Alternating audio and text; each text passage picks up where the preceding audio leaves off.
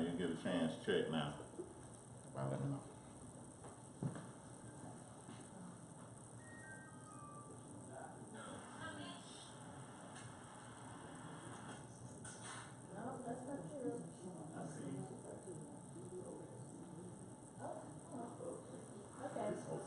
Well, we look. We on? We good? Whew. Get some folks out. All right. So we good to go. Turn the stuff back on. I have a question too. Who was here last week? Anybody was here last week? Other than y'all, have anybody seen like a red box? Should have been a red box with microphones in there. I keep that in the bag. Anybody seen that? That's all right. We're good. You know, brother Ezra took you? He said he didn't. He said he didn't. I just got to figure out. Maybe I took it to the house or something like that. But we figured it out. But all right, family. What we're gonna do? We're gonna go into this next session. What we're gonna go into a few songs, and then we're gonna go right on until the word. All right. So we're gonna call Mother and Lady Hadassah up. She's gonna do some songs for us. And then we're gonna go right on into the word. I think we didn't get that first part on, but it's all good. I'm just glad to know the Augusta family, y'all paying attention. Y'all pay attention. So when we get started, we'll go back and cut that light off so everybody can see a little better. All right, Mom. Y'all give my hand to come on.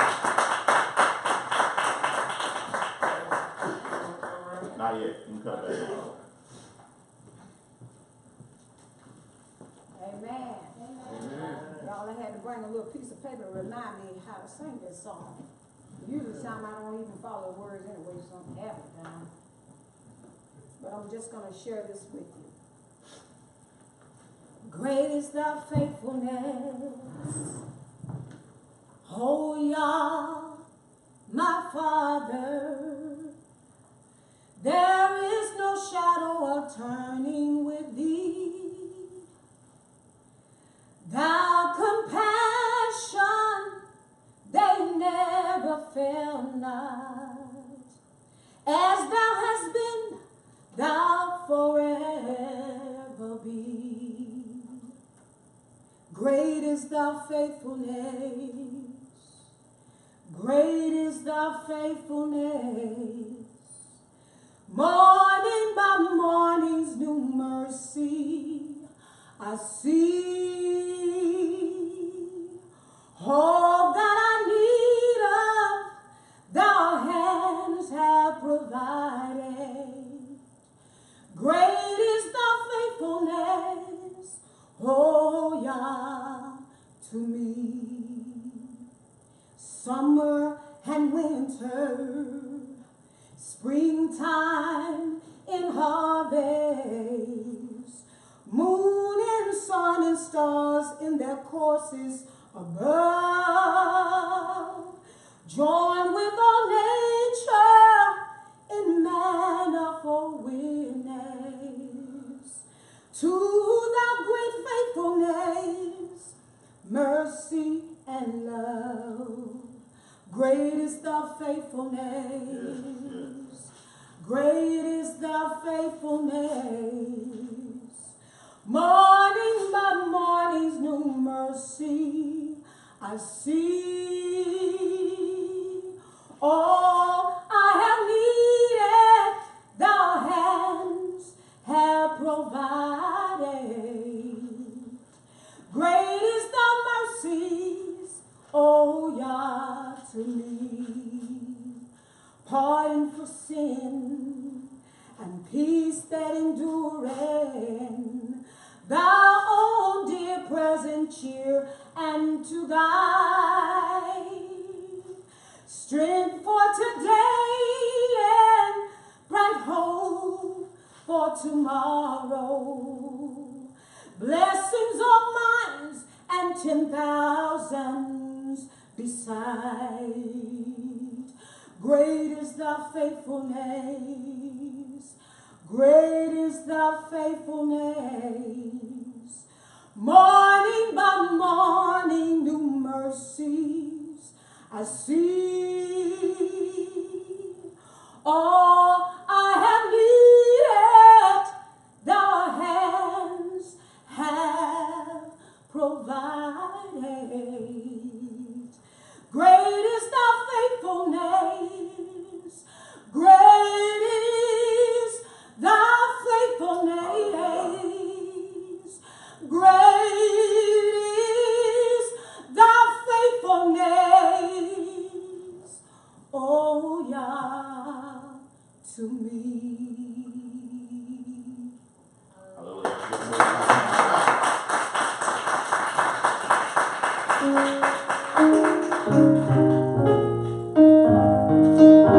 Let's stand on our feet.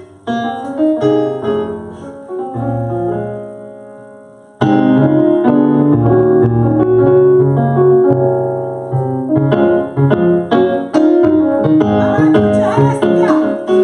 Go ahead and put your hands together. Come on.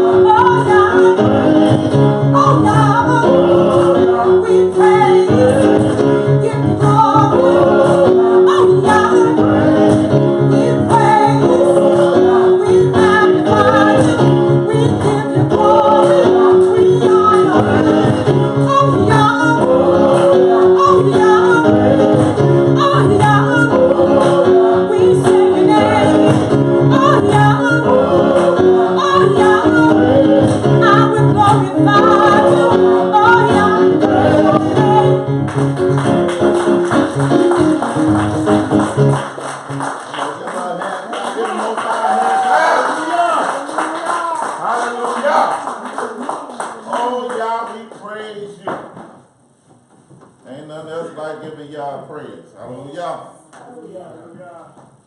Thank Mother and Lady Hadassah Thank for you. giving us that praise and worship. That's all right? All right. Everybody can see that, or is it a glare? We can see it. When you say it is a little glare, do you want the lights on and off?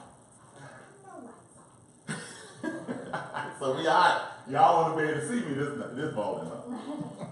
All right, so today we're going to deal with something extremely important, right? If you've been following what me and Josh has been doing, Josh has been doing some powerful teachings.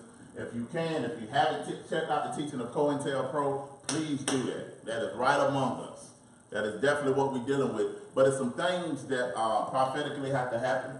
Some things that, like Josh was talking about today, about concentration camps and different things like that is set up, that is on the books, just waiting for something big to happen so they can usher in martial law. Now, we wouldn't even think about things like that can happen, but stuff like that is on the books.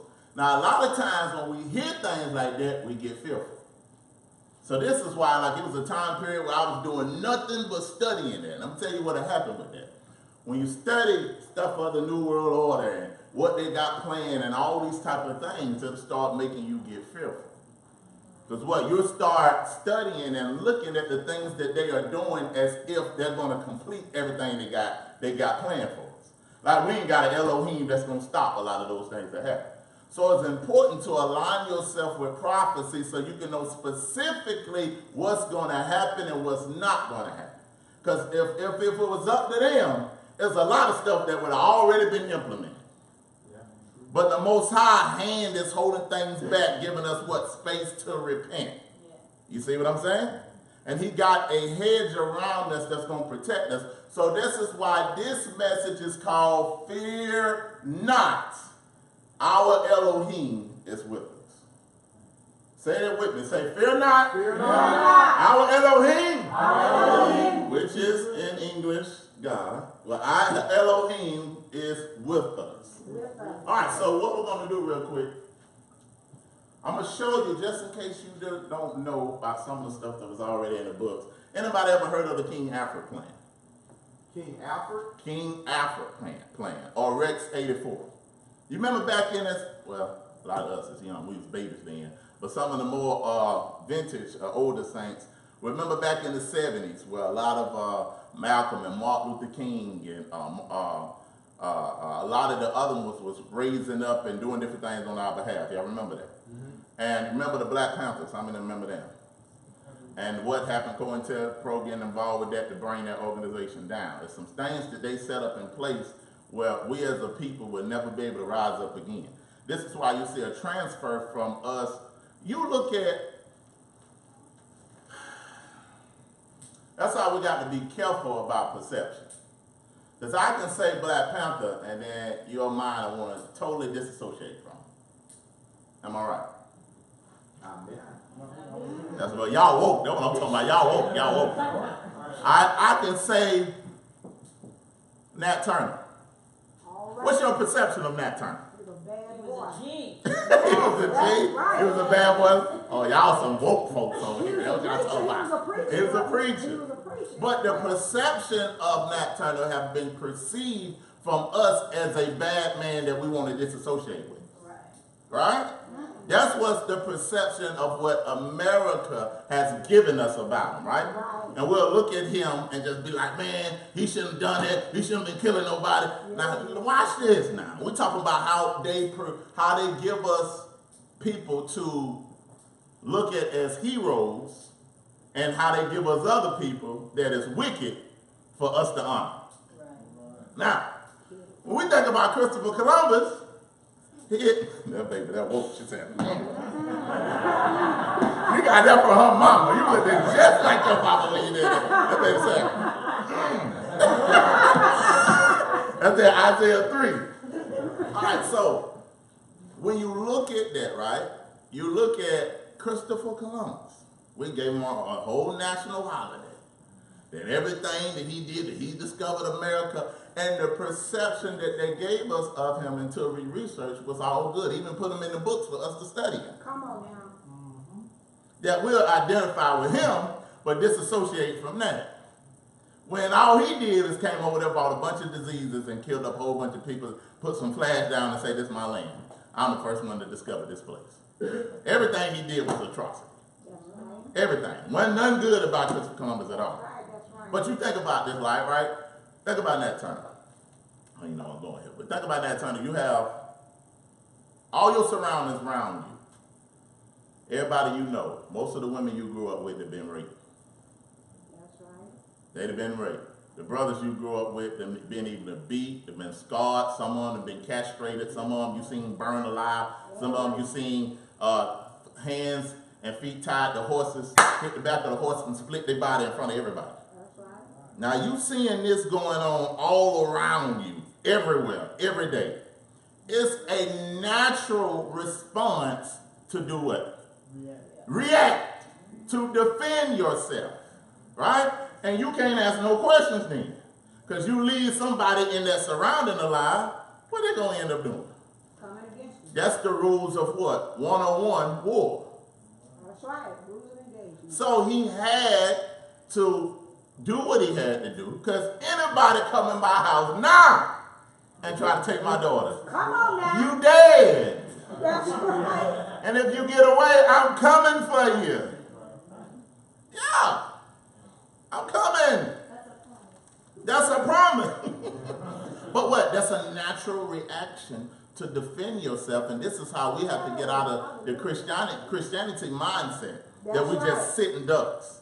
That we're supposed to just sit there and let everybody just beat us. And somebody then came and raped our daughter and killed our mama. And we instantly supposed to forgive them. Wow. We don't see that in the scriptures. Wow. We don't. Now we see that from the perception of the imagery that they gave us of Jesus Christ. Come on But now. Yeshua HaMashiach didn't operate like that. Hallelujah. It's a totally different thing. Yeah, y'all looking at me crazy. Okay. You teaching right. All right, so watch this. That what was my point?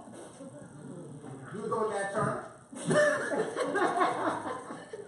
So the bottom line is, we have to get the mindset of rediscovering the scriptures. We got to get men, we got to get our masculinity back in the scriptures. Women, we got to get your, I always mess this word up. Say it. I can't say it. Say it for me. Whatever. All that. We got to get that back too. Feminine side. There you go. Feminine side. You know, we can't allow this culture to make the men effeminate and make the women butchy. We got to fight against that with all we got. You understand what I'm saying? Nothing wrong with a sister being strong, because our sister has always been strong. They always had our back. They always stood by our side. But we can't let them pull us out of what the Most High created us to be in the scriptures. You see what I'm saying? Now, but it's a time that things are going to happen in this nation. And some stuff they already got. So I'm setting this up to show y'all that some of y'all have already looked at some of the teachings. Some of y'all got fearful when you look at the concentration camps, the different Walmarts is closing, what they said in the Walmarts for, why a lot of these big churches is set up. It's a lot of stuff that's going to stuck. Because if I start talking about that stuff, y'all going to look at me like I'm crazy. The last group I talked to that about years ago, it was 2 years later they called me. They fought me hard by it. 2 years later they called me. You know what? All that stuff you were saying, Walk in your prophetic. that was right. That was right. All right, so watch this. Walk in that prophetic. I'm going to show y'all some things to come, but I don't want to allow fear to grip you, because fear is not something natural. Fear is a spirit. That's right. Hallelujah. It's a spirit. The Most High ain't never told us to be fearful. Come on. That's a spirit that's unnatural to an Israelite. That's right. Be not afraid. Everywhere in the scripture he say, fear not. So when you're fearful, you're showing doubt in the Most High, that you don't trust in what he's going to do. We have learned to be fearful. But you look at our ancestors in the scriptures, they weren't afraid of nothing.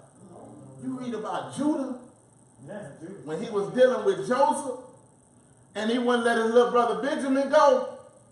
Judah said, I will turn this whole nation of the Egyptians upside down by myself. He said, you better give me my brother. Because if you don't, I run around all the places in Egypt and tear everything up. One man, I'm looking like, Judah, what you possess that I didn't possess? The power of the Most High. Yeah. When Judah would make a sound, it caused women to miscarry. Sound coming out his mouth. That's why I would get crazy when people say Israelites should be quiet. What? Ain't none of our ancestors was quiet. All through the scriptures, they shouted with a voice of triumph. Scream, shout to the Most High. He ain't talking about just me. With the mouth. That ain't what he's talking about. But he say, shout with a voice of triumph. Praise the Most High. They were so loud that they brought walls down. But it was something that was in their voice that affected their surroundings. And we're going to have to get that back. Because when we get challenged with the stuff that's going to happen at the end times, it's good for you to know who you are now, but you have to know what it unlocks in you. Because there's going to be some spiritual power that we possess. Only those that are seeking after it going to walk in it. Because there's some things that the Most High been saving until this time. I don't care what you see. Peter walking in. Now think about Peter. Now watch what I'm saying. Unless y'all think the fairy tale. Now I think it's testimonies of what they did. Peter.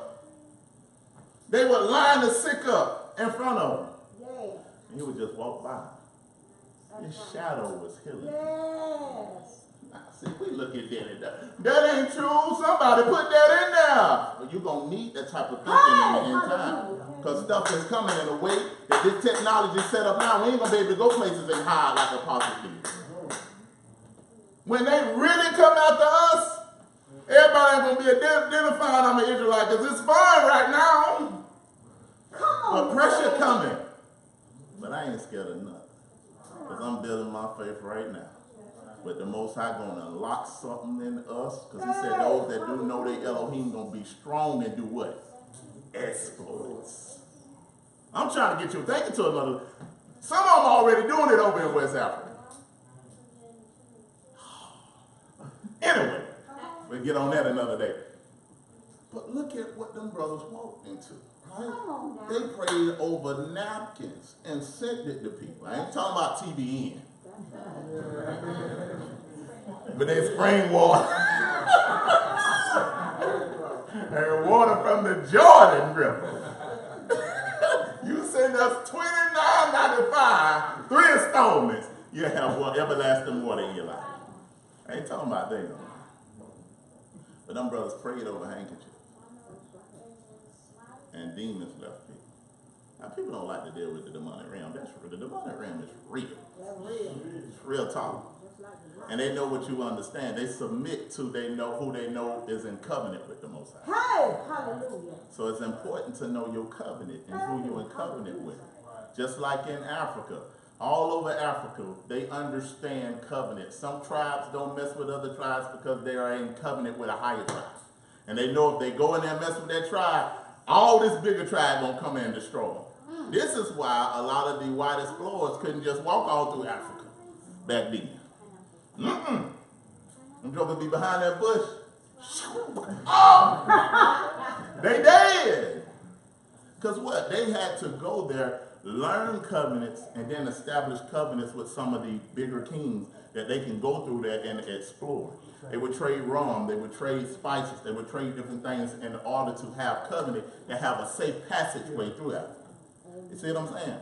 But them boys over there, what's that little island them boys, them people here over there? Some pygmies or something. Pygmies, is that over there in India? I think so, what? They ain't playing. They ain't let nobody. They want to get the body, they want to get it. They ain't let nobody come through there. Anybody roll up. They got them spears and them arrows ready. Old boy thought he was going over there with a gospel. They said, okay, bring your gospel, because time you step on shore. Shooting arrows, them boys shooting spears at helicopters. They didn't heard about allowing them explorers in your land. They said, y'all ain't coming over here. Time you step foot on deck, we gonna kill you. Because we know what y'all do. Y'all ain't gonna ship us across the water. I salute them. Salute them. All right, so I did a lot of talking. All right, let's go. So this is the King Alpha Plan. Let me know if you can hear it.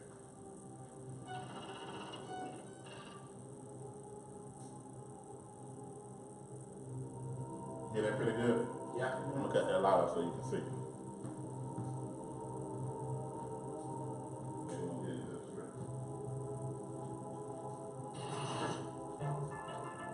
Colonel North, in your work at the NSC, were you not assigned at one time to work on plans for the continuity of government in the event of a major disaster? Mr. Chairman?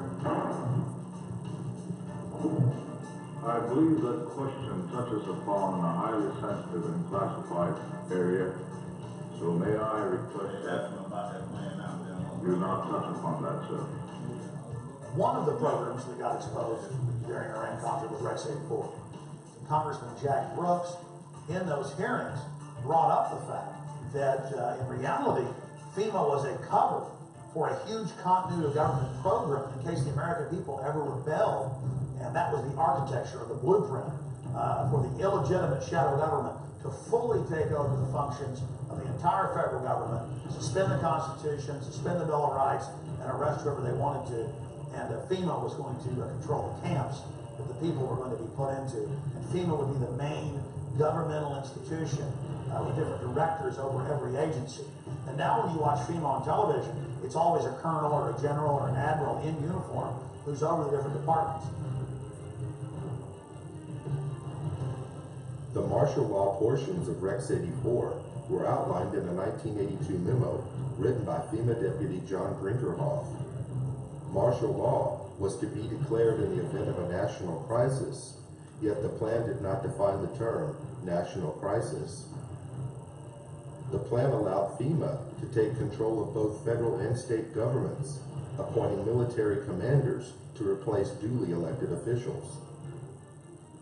The plan also called for the rounding up of at least 21 million American Negroes for delivery to numerous military bases converted into prison centers, also known as FEMA relocation camps. Why? Because at that time, African Americans were classified as one of the largest threats to the continuity of the federal government. Who does the federal government consider the biggest threat these days? The convergence of globalization and technology has created a movement of terrorism. There were persons who, for whatever reason, came to view their home country as the enemy. The kind of right-wing, religious-based domestic terrorism. There's certainly news tonight about homegrown terror. Part of this is big change in the White House, a new cultural experience, and some of the crazies are coming out of their closet. Right now, it looks like there is no connection between the men arrested and any known terrorist cell. Homegrown, I should say. Folks, we've got a very serious situation here. I'm holding what is called the right-wing extremism, current economic and political climate, fueling resurgence and radicalization and recruitment. And in it, we talk about the fact that they define pro-lifers as domestic terrorists. They put this in a Department of Homeland Security document, this official assessment, now saying pro-lifers, people that believe in anti-prophecies, people that are opposed to the administration's position on immigration, those of us that are standing up for the sanctity of life and for the sanctity of marriage, all of those are now potential, this is what they're saying, domestic terrorists. It's a terrorist next door that could be our bigger threat. They call people who believe in the sanctity of life, who believe in owning firearms, who believe in serving their country in the military and coming back, who are very concerned about the policies that this nation is embarking on, spending too much money, taxing too much. It's all. That's pretty much it. When you get a chance, just look up King Alpha Plan. I'm going to go over it real quick. But it's basically a way to vilify us as, or anybody as the domestic terrorist. Now think about it. If you're speaking against the nation, which we do as Israelites because of the atrocities, that's why now you have to be mindful, right? You don't want stuff to happen before it's time. Be mindful with your words. Don't get all on social media saying everything.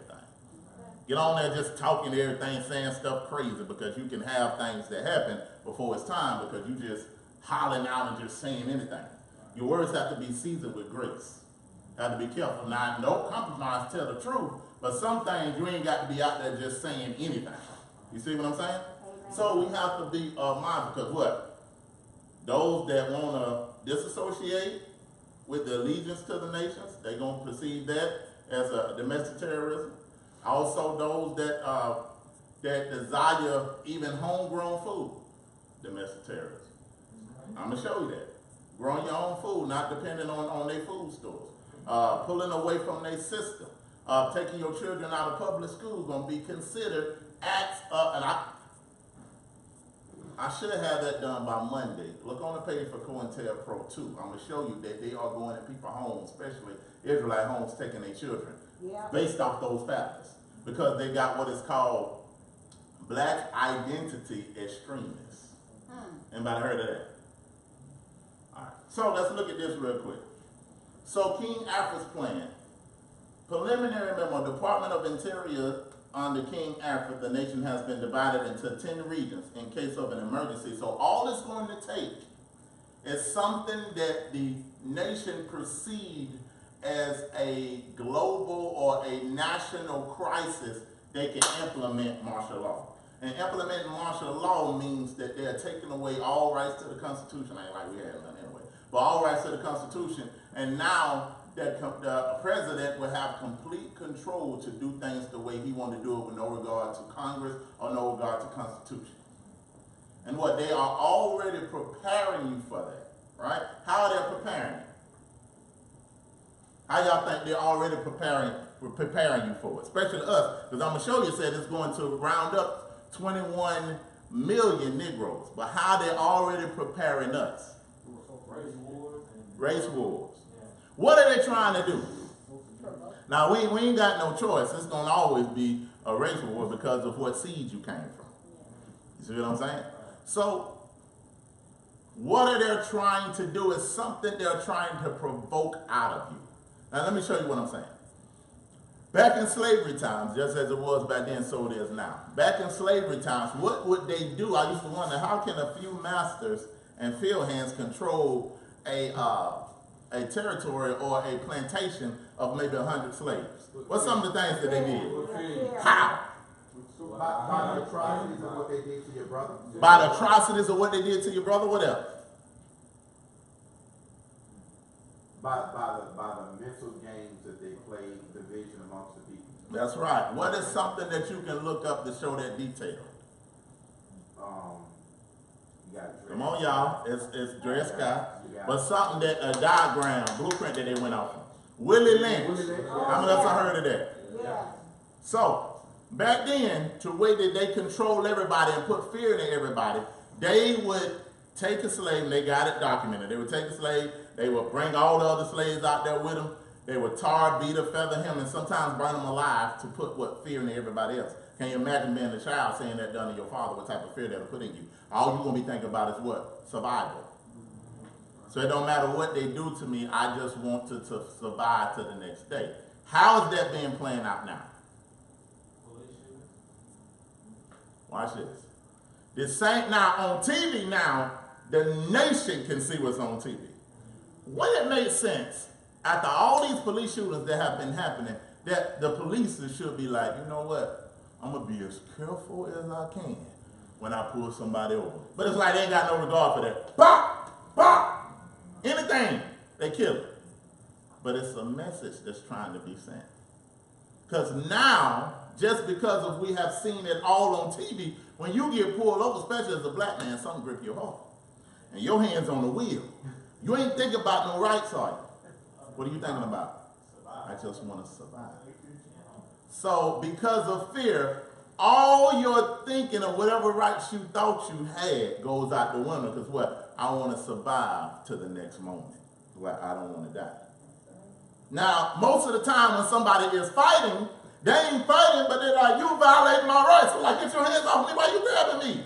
They're like, nah, so they say you resisting. They ain't resisting, but they know what? Their rights, or so-called rights, is being violated. But if they try to handle it in a moment, we have been shown that you can get killed. So now the thinking process, just as it was back then, so it is today. I'm not even thinking about whatever rights I got. All I'm thinking about is survival. Take that now. Now we're going to go from the car to your home. Because we'll look at that and say, well, they was just resisting. Why they ain't just let them cuff them? All right? Now, what's the next place stuff happening at? Police come knock on your door without a warrant. You can't come in here. You ain't got no warrant. You ain't got no right. Boom, knock in there, show a few people. Bow, I'm going to shoot a couple of y'all. It all broadcasts all over the TV, right? So this lady just went into a man's house, knocked on his door, killed a young man, and they're trying to say that she thought she was at her house. But what is that doing? It's going to put fear that when they knock on your door, you letting them in. Because what? You thinking about survival. They already training you for martial law, because when if martial law hit, you ain't got no right. They can come in there and take anything and take everything, just like that. Go look this up. So it's a training thing that they already trying to train you, and they're trying to provoke. Notice how the last 3 or 4 years, all the slave movies came out. They weren't coming out like that before, but they started coming out back to back, because they was trying to provoke something out of you. Trying to get you to just go out there, get out in the streets and marching and hollering and doing all that type of stuff. That makes sense? All right, so let's keep reading. Does that make sense on how they're already training and getting you prepared for that? Now, this is not to put fear in you, because I'm going to tear fear up in just a minute, okay? Y'all all right? Why? In case of emergency, so something can happen. All Russia or Iran or anybody have to do is come over here and bomb America. And they consider that as a national crisis. And they can implement these things, because it's already on the books to be implemented. That's why the scriptures say you better know your Elohim. Because I'm telling you, when these times come, it's going to be shaking to see where your faith is at. You see what I'm saying? But notice this. I always got to say this. The next judgment ain't about you. That's right. That's right. This next judgment is for the world. Hey. This ain't got nothing to do with when the Most High come this time. It ain't nothing about you. It's to take score and get all these other Gentile nations that have been doing all this wickedness. So whatever they got planned, the Most High say he look in the heavens and laugh, because he see they did a judgment coming. That's why we shouldn't fear. Don't let what I'm saying make you afraid. All right? I got to read this though, but I got to let you know what's on the books. In case of an emergency, watch this, it's on the books. Minority members will be evacuated from cities and by federalized National Guard units and local state police, and if necessary by the units of regular armed forces, using public and military transportation to detain in nearby military installations under a further course of action has been decided. Now, one of the public places, like Josh, if you look at that video, he showed you some of the concentration camps that's already set up. You got some places where you go and you're seeing thousands and thousands of caskets just sitting there. They ain't just sitting there for no reason. Come on now. All right? You see all this stuff. You can look this stuff up. Fear not, though. Don't make you afraid. Right? You see all these things, right? It's happening. Now, I'm going to show you something. Now, we think these big churches are just for big churches. Teach. A lot of your mega ministries Come on. are going to be the ones that usher you in to their buildings as safety first to usher into consecration camp. They're going to use, just like they have always did, use and raise up these so-called mega preachers that got the most influence to get the people to accept their own demise. A lot of their buildings are government funded. That's right. The devil is a lie. Yes, sir. Government funded. And now all that has to happen now, it already been happening. All the preacher got to do is say something and lead the people. Now we're looking at it like, oh, this nigga crazy. Ain't nobody, what? Why are these people following him? They crazy. But they follow him with no regard of truth. Whatever the pastor says, word. So they're going to use that to usher people first. When these crises happen, people are going to be afraid, so they're going to want to go to a church house. Having services, getting the people the same thing that happened with Katrina. What happened? Some of the churches was used as evacuation centers. But this next thing going to be, because the dome wasn't nothing but a concentration camp. Go ahead, sir. It's funny what you said there, but it's just like it's the It's the slave master hired hand, because they had hired black men back then on the plantation that helped control the Negroes. That's right. And see, majority of the churches, like you said, they got a fund called 501(c)(3), and they government funded because they get money, tax breaks and everything, and see, him by being a hired hand of the slave master. That's right. Guess what? He trying to save his face and family. He don't care who he bringing in. That's right. That's right. That's why it's so important to be at the right place at the right time, because it's exactly what these buildings and what these preachers are going to be set up for. This is why they don't preach against certain things. That's right. They're not going to preach. And then you're going to start seeing a lot of them start transferring into this identity thing. They won't teach no law. They won't teach no commandments. But they'll start saying, well, we are the people. Because they send such an evacuation from the churches. And it's happening. Because the Most High Spirit just spread all over Israel. And it's pulling people from what? They're coming out of Babylon. That's right. You see what I'm saying? That's right. So watch. You're going to start hearing them saying, well, you know, we the people. We the Israelites. But there ain't nothing going to change. They're going to keep doing everything the same, but they got to find a way to bring those people back. You see what I'm saying? So watch this. These are some of the regions that it's going to be. They already got it broke down on how they're going to have these regions set up. The capital, the Northeast, Southeast, Great Lakes, South Central, Deep South. All these are already set up in order to set people up and bring people in. Again, fear not. Let's read this.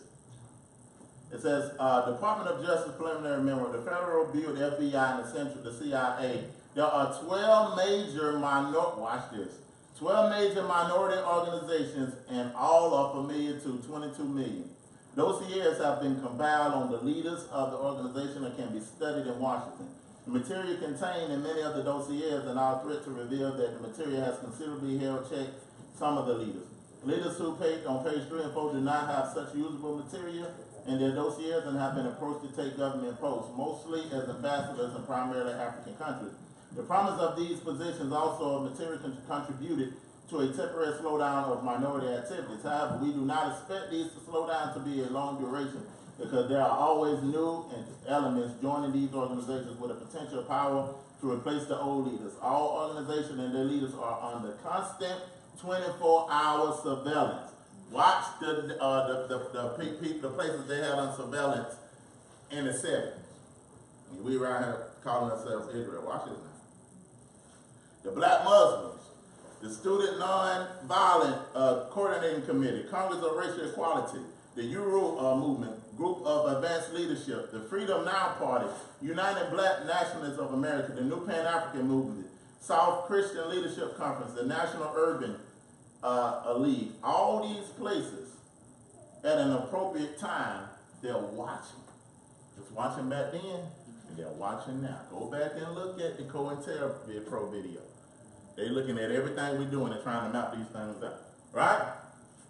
So now, they came up with something called Black Identity Extremists as Domestic Terrorists. Wow.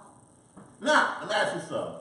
Who has been the #1 terrorist in America? You know. The Ku Klux Klan, government. The government, Ku Klux Klan. But you never see the Ku Klux Klan or any European being looked at as a domestic terrorist when they've been doing the most terrorism since this nation has inception of this nation. Yeah. You see what I'm saying? I'm trying to show you the perception of how they show things, right? Because something happened to one of our children, they'll get killed, and they'll go into his history trying to say he was smoke weed or he used to deal drugs, and he the victim.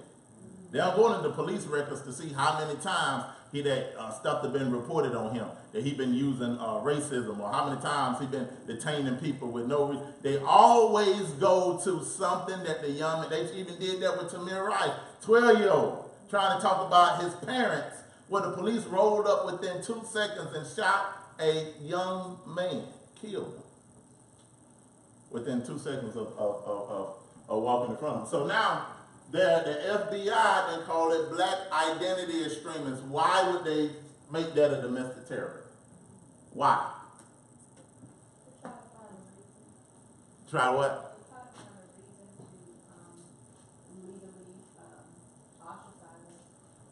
reason to illegally ostracize us, that's true. To control, to make sure we stay in control of the slave master system. That's right, to stay in control. To put fear in us from finding out our true identity. That's right. To put fear in us, because we don't want to be identified as a black identity extremist. So now, once we look at that, because that lets you know this awakening is just blowing things up. That the FBI got to get involved and put a characteristic or category on the people. Watch out for these people, because they domestic terrorists. We'll show you this real quick, and then we're going to get on into the scriptures. Here.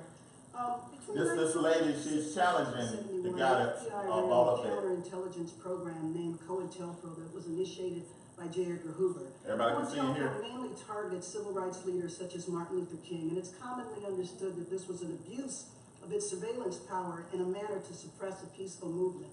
So I would like to ask Mr. Chair unanimous consent to enter this report into the record, which is Black Identity Extremists Likely Motivated to Target Law Enforcement Officers. I believe earlier you said you were not familiar with the report, is that correct?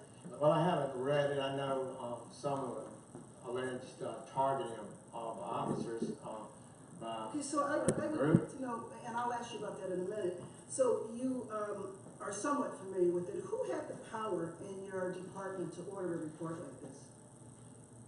I'm not sure how that report got ordered. I don't believe I explicitly approved it or directed it. Okay, so you haven't necessarily read the report, but you are familiar with the term Black Identity Extremist?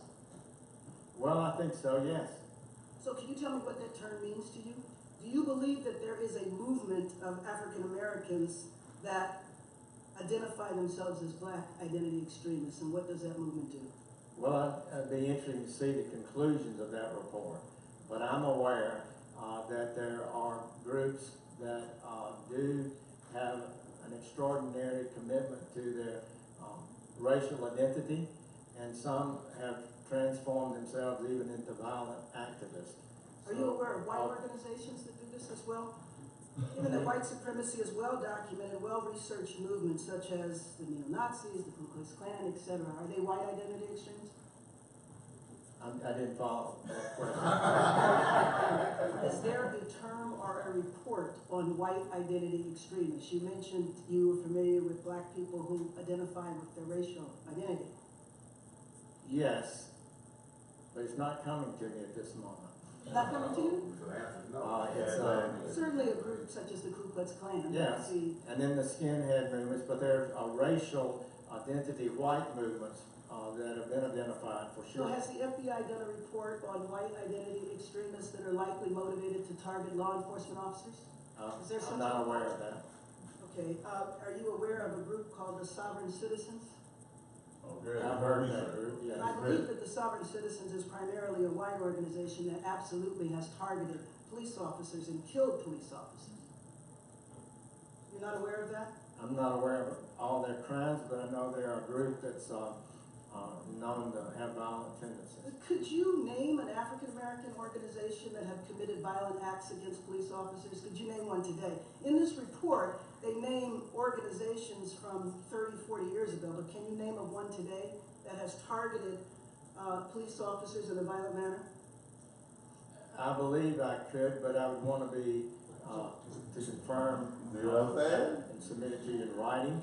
But I believe we had, within the last year or so, 4 police officers killed by a group that some have described as extremists. So what has happened is that there have been a couple of incidents in which African Americans did kill police officers who were not associated with a black organization.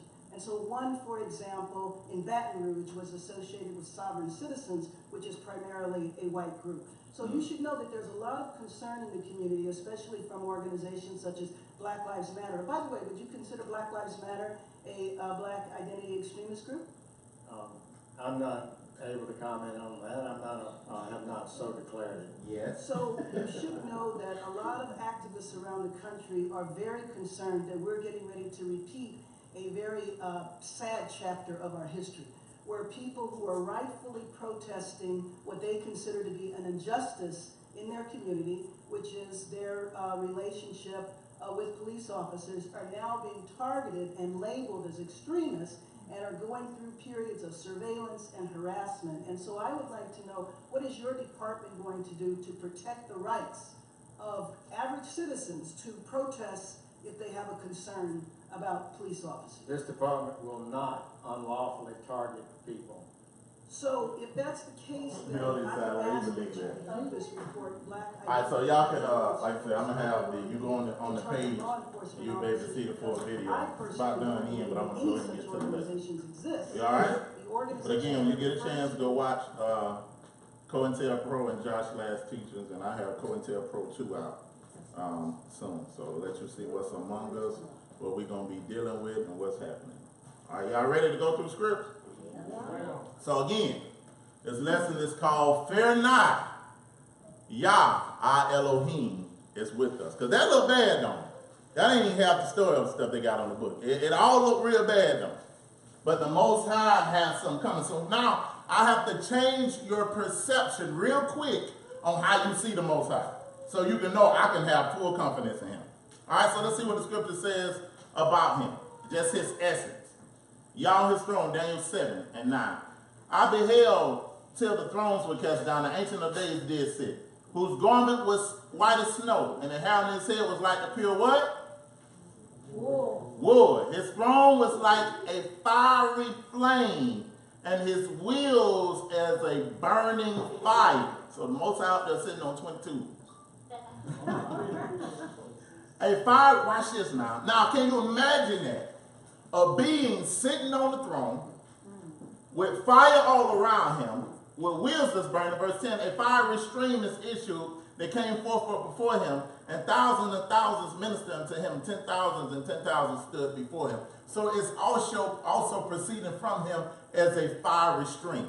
Now we're looking at the Most High in that light. That seems odd and amazing. We can't even handle that. But let me tell you how fearful we are. Most High can bring just some lightning down. We look like, oh, you see that? That's lightning. Now think about if he's upset with you and gonna take revenge, what he gonna do to you. He just sending lightning. That's just a little light something. Think about when the Most High come to destroy the wicked. That's why I ain't afraid of nothing. I ain't afraid of nobody. And I'm going to say this, and I'm going to get to this in a minute. You have to have in your mind, I don't want to get before myself, but you got to have in your mind that you're not afraid to die. That's real. Because to die in the Most High is nothing but honor in him. But if you're looking to save this life, what Mashiach said, you're going to lose it. But if you're willing to what? Lose this life, you're going to gain eternal life. So when I operate like that, I ain't afraid to go nowhere and stand before no man. It don't matter what they got set up. I can be strong because I know what? YAH is internalizing my being. So when he's in me, I'm not afraid. You see what I'm saying? Y'all looking like y'all afraid. Let me keep working on it. Ezekiel 1 and 26. We're looking at YAH now. Above the large covering that was over their heads was something that looked like a throne, and it looked like it was made of sapphire. Sitting on the throne was him that looked like a man. Then I saw that there was something like a shining brass from the center of his body up to his head. It looked like a fire all around within, and for the center of his body down to his feet, I saw something like fire. That was a bright light shining all around him. Ain't that a beautiful picture? Yeah. But a fearful picture too. You ever just looked at fire?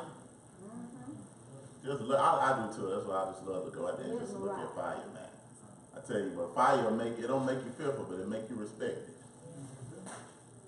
Verse 28, this light shining around about him was like a rainbow in the clouds of the day of rain. This is what the shining of the greatness of the Most High looked like. When I saw it, I fell on my face and I heard a voice speaking. So most of the time when you see the patriarchs or anybody have a conversation with an angel, or when they see a somewhat of an image of the Most High, they get instantly afraid. They drop down and they bow, because what? The Most High ain't nothing to play with. It's the way he relates to us to show us himself. We got to get out of this thing of thinking the Most High just my pal and my friend. And I can do whatever I want and say how I want, and I'm going to be cool. All right, you think like that right now, you're going to get yourself killed. Because we living in a time right now where the Most High ain't playing. You see, grace is beginning to run out. You either, I'm like this right now. Either you're going to walk in these ways, because the Most High is causing separation. He is causing separation.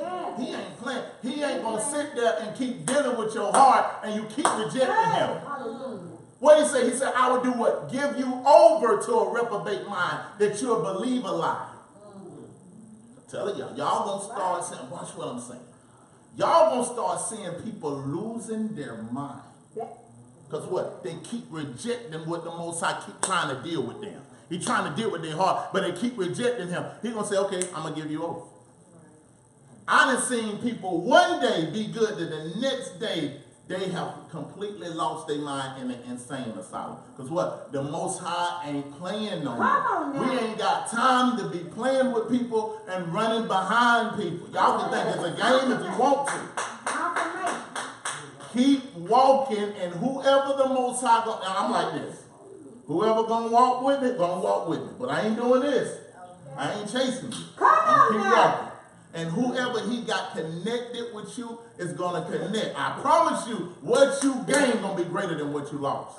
But you got to have a mentality of such a focus that you ain't gonna let nothing else interrupt your relationship with our King. That's right. Because right now, your life and your family going to depend on your focus. That's right. That's what I said. Your life and your family is going to be dependent upon your focus with the Most High. Don't get distracted and don't get fearful. Because whatever the wicked got set up, the Most High is scoffing at it. Come on now. Do you think that they wouldn't have been able to accomplish what they have done already if the Most High ain't intervened?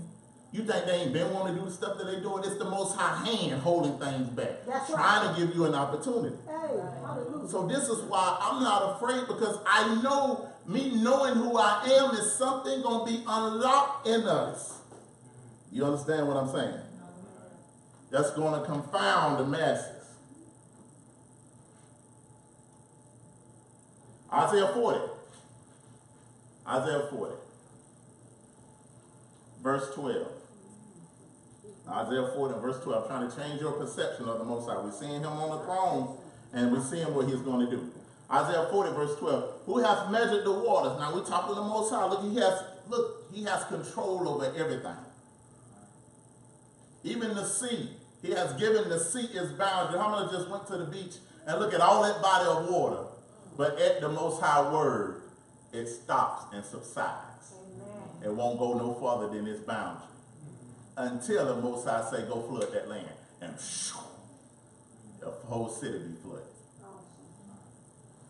Not at no FEMA camp word, not at no wicked word, at the Most High word. If he can control the land mass like that, the sun, the stars, you don't think he can control the wicked? You don't think he can protect you?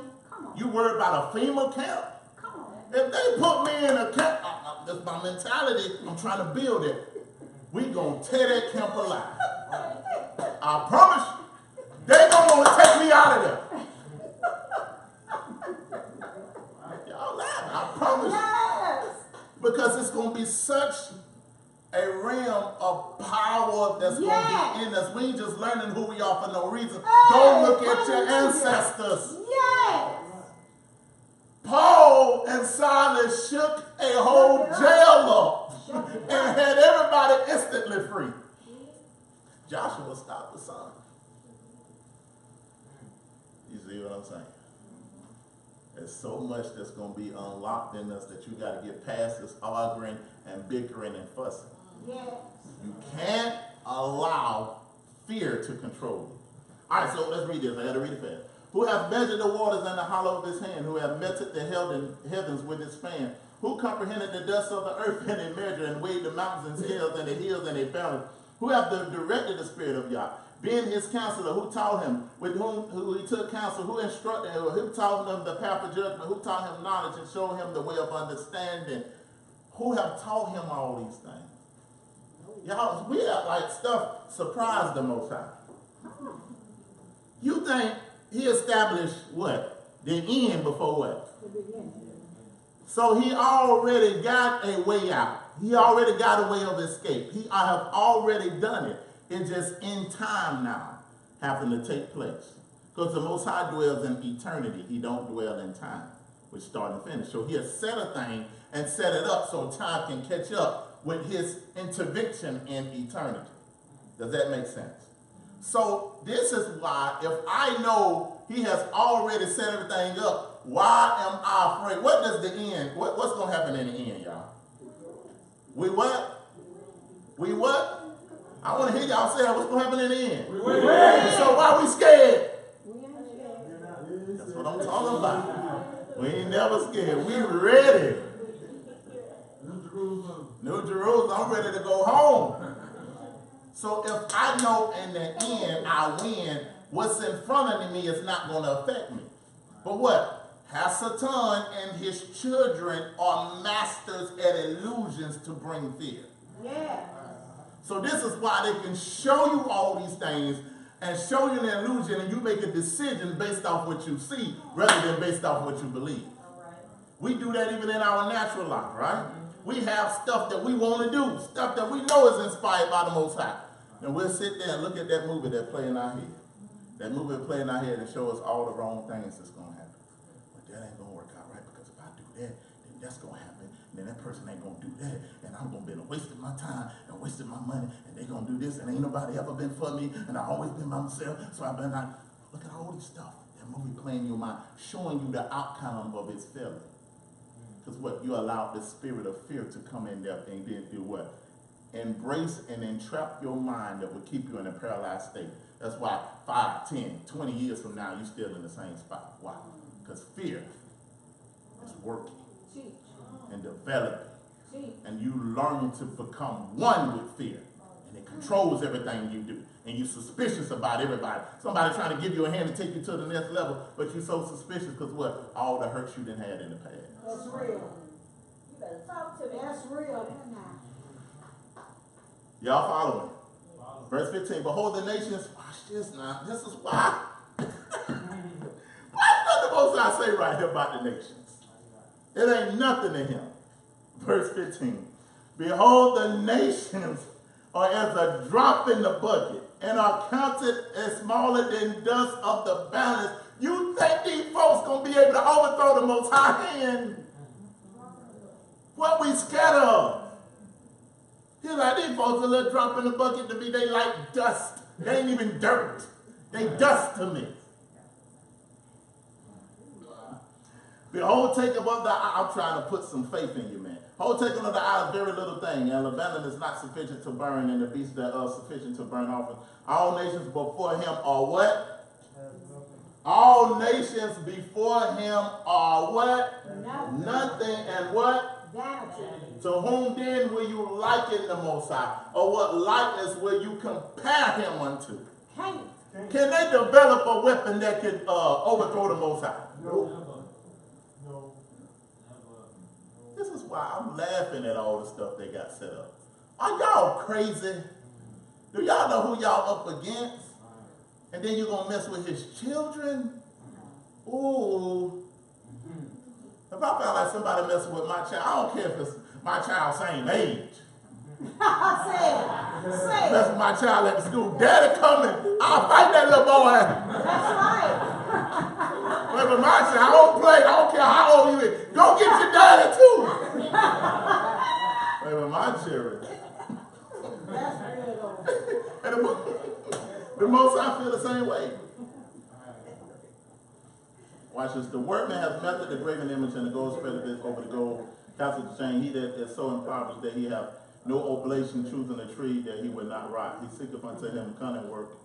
Verse 21. Have ye not known and have you not heard? Have it not been told from the beginning? Have you not understood from the foundations of the earth? It is he that sitteth on the circle of the earth, and the inhabitants thereof are as grasshopper.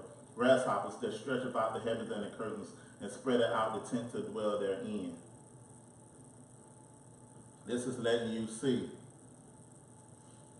y'all, when our confidence is in the right place. You know what takes your confidence? Sin. Come on, that's true. That's it. Start now. playing with him. Come You'll on be now. unsure if he's going to help you.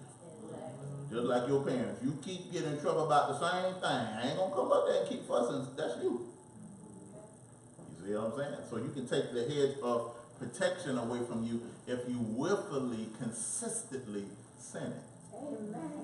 That's real. That rips you of your confidence. And it's supposed to. Most I say, well, I would love to be there for you. My hand is not short, but what? Your sins have separated me and you. Deuteronomy, I want y'all to write these down. These are some tough scriptures right here. Write these down. Deuteronomy 32, 39 through 45. Deuteronomy 32. I'm going to show you who the killer is. The killer. So we don't like to look at the Most High like this. We like to look at him, well, he loves everybody, and he going to play with everybody, and he going to go save everybody. That ain't in his word at all. Get white Jesus out your mind. That ain't him. Look at what he said here. Deuteronomy 32, 39 through 45. Do somebody got that out there? And about y'all going off my room. All right, I got y'all. Want me to turn the light back on? No, you good, because the people were saying, well, they still can't see that anyway. Well, anyway, Deuteronomy, yeah, I guess you can turn the light on. Deuteronomy 32, 35? 39. 32, verse 39. Through 45. All right. See now that I, even I am he, and there is no God with me. Now, what is he saying? There is no other Elohim that you can compare on my same level. Compared to me, ain't nobody else up here. Now, we know it's a heavenly host. We know Mashiach, the Son, is up there. But he's saying compared to YAH, ain't nobody else on his level or equal to him. Right? The only one that can reveal him is his Son. All right, keep reading. Watch what let's see who the killer is now. I kill. Who? I. Who killed? What? Who killed? Y'all saying this. He said, I do what? Kill. And I do what? I make alive. Ooh, we ain't gonna like this next one. See, y'all looking at me crazy already. I ain't saying it. That's the word said. Now watch this next one. I wound. So you think that's how Satan wounding you?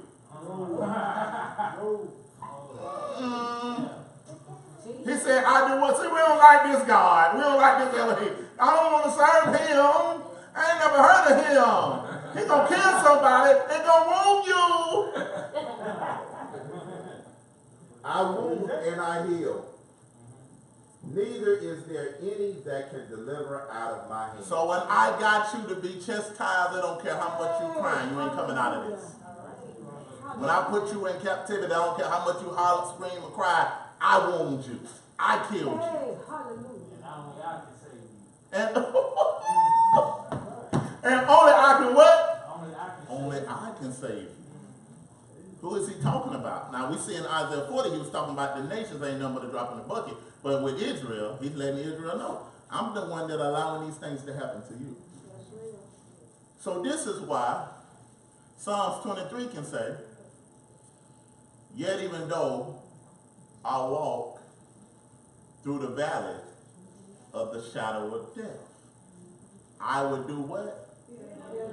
Why? And what else? So what am I afraid of on this earth? If I got the one that kills and the one that wounds and the one that make alive with me. What can man do to me? This is the mentality that we got. I'm telling you, this is the mentality that we got to have in times where we ain't afraid of nothing or nobody. Because for YAH I live, it's righteous to live, and for YAH I die. If I got to die, it's going to be just as righteous. Because when I'm resurrected back, I'm resurrected to everlasting life. Amen. That's why Mashiach say, any man that follow me would never see death. Hey, the second death would not have power over him. So what am I afraid of? But when you're so committed to having your best life now, that's all right to have a good life now. I ain't telling you don't have a good life. I'm gonna have me a good life. You know what I'm saying? But I ain't so attached to this thing that when it's time to go, I'm gone. When the Most High want me to manifest some power, I'm telling you, I say this all the time. I ain't going to no another captivity. I know another one they prophesied, but I promise you, you ain't shipping me to no place. I'm gonna die before I get there. I'm for real. Man, listen. As a true soldier. I ain't. We gonna fight.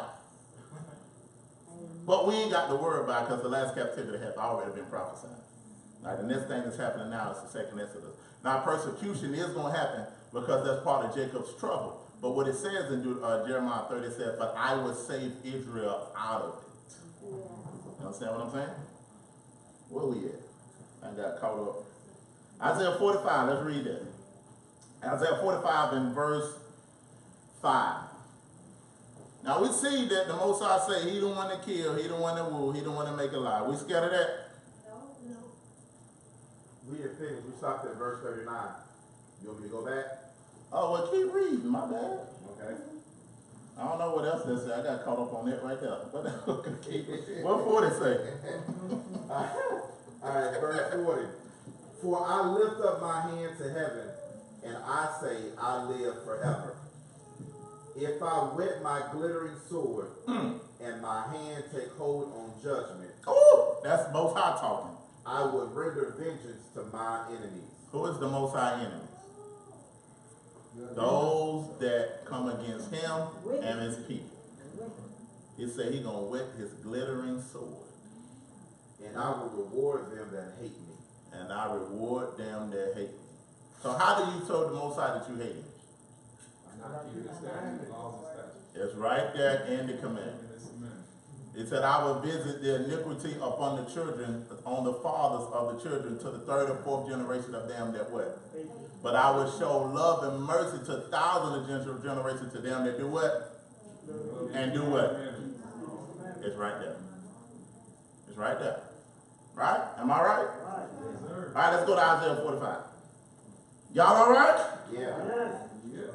Isaiah 45, starting at verse 5. Somebody read that for me.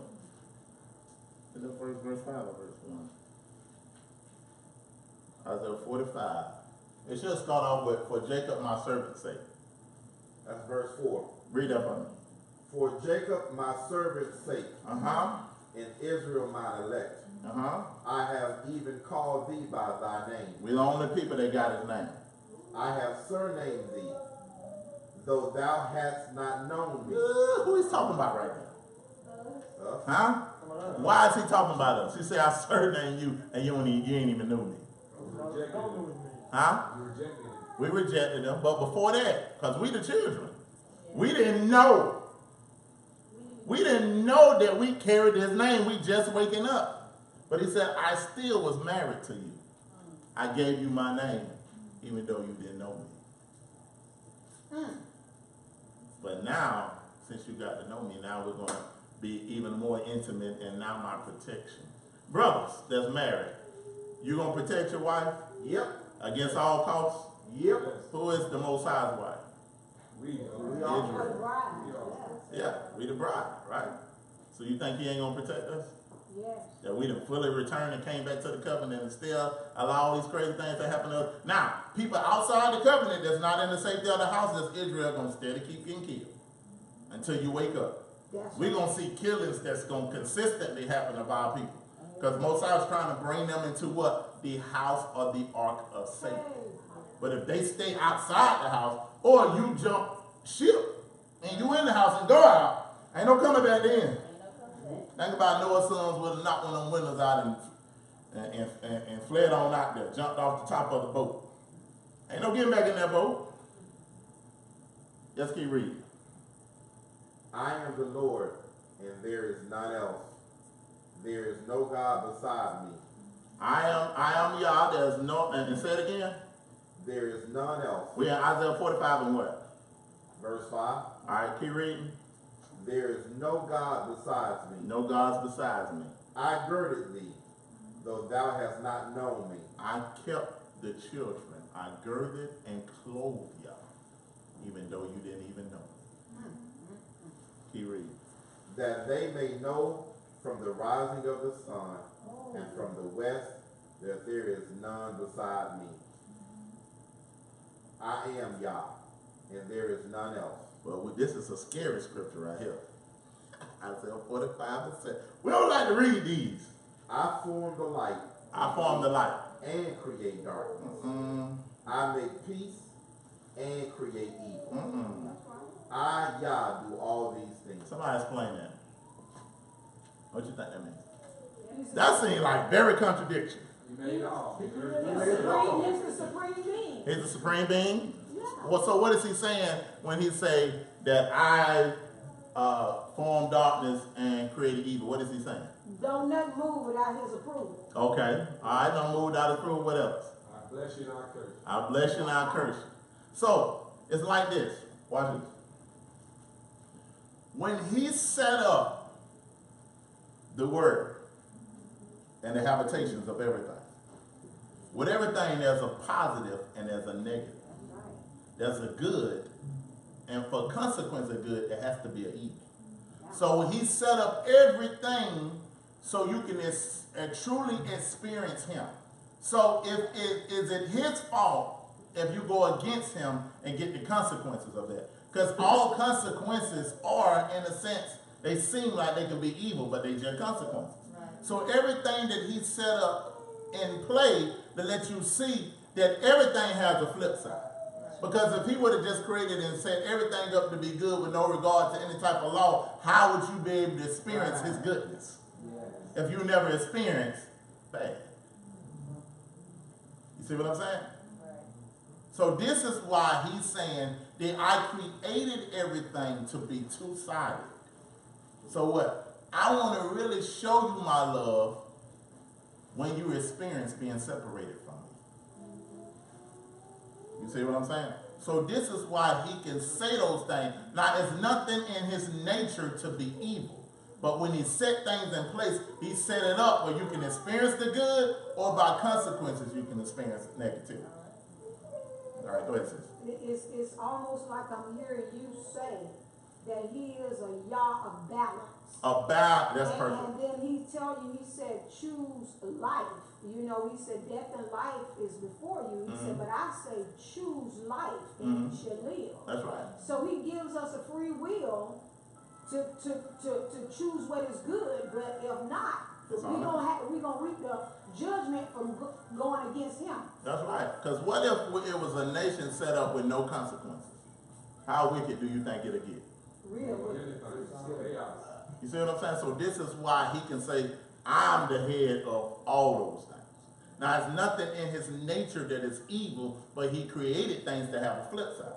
And this is why even from us to angelic beings, when we go against the outside his will, we can flip into another type of being. That's right. Because he set it up that way. That's right. Does this make sense with this scripture? Yes. All right, so y'all give me a few more minutes and we'll be done. 2 Timothy 1:7. Yeah, this is why he hates an unbalanced scale. Am I helping you? Yes, sir. Yes, sir. 2 Timothy 1:7. Watch this. For YAH has not given us a spirit of fear. What does that say? Fear don't come from me. Fear is not of him. So when you operating in fear, you're operating outside of him. Because that ain't his creation for you. Does that make sense? So fear is a spirit. It's just like this.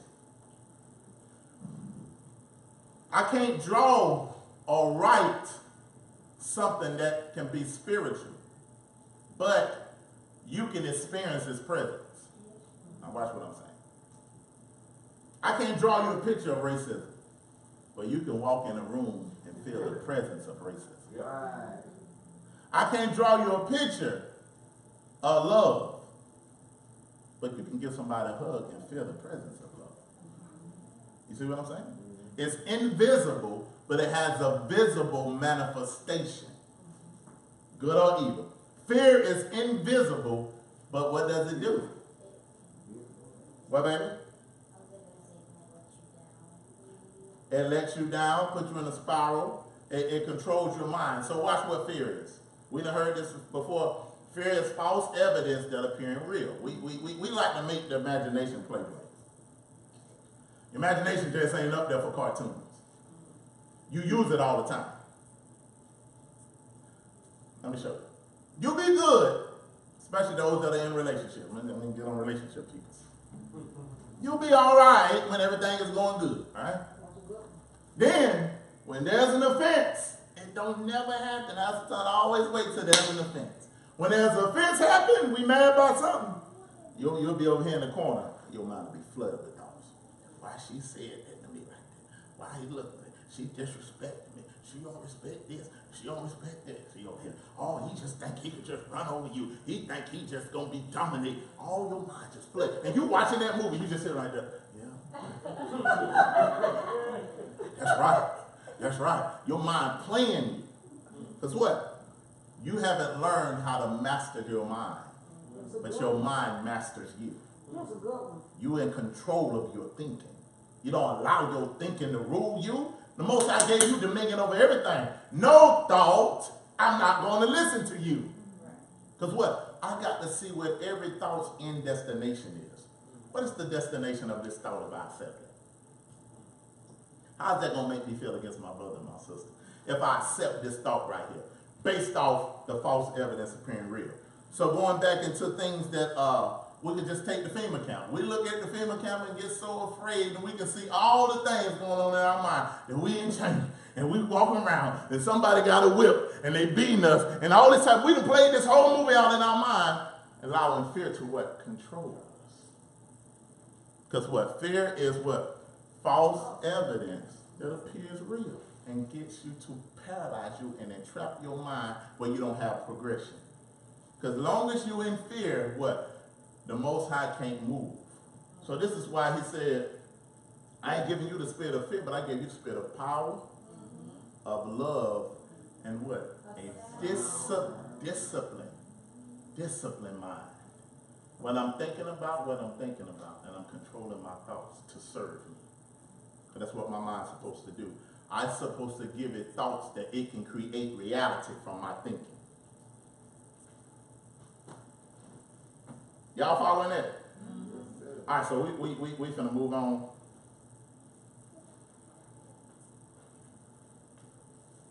Everybody understand that? James 1:14 through 15. James 1:14 through 15. I'm finna show you how this happens. But each one is tempted when he is carried away or enticed by his own lust. Then when lust is conceived, it gives birth to sin. And when sin is accomplished, it brings forth death. So we have what is called seducing spirits. Just try to seduce you from the truth. The job of seducing spirit is to come to distort the truth first, then pervert it, then destroy it completely out of your life. That's why you got to be careful. You got to be mindful. You can't listen to everybody. You can't hear everybody. You can't be being around everybody, because that's what they want to do.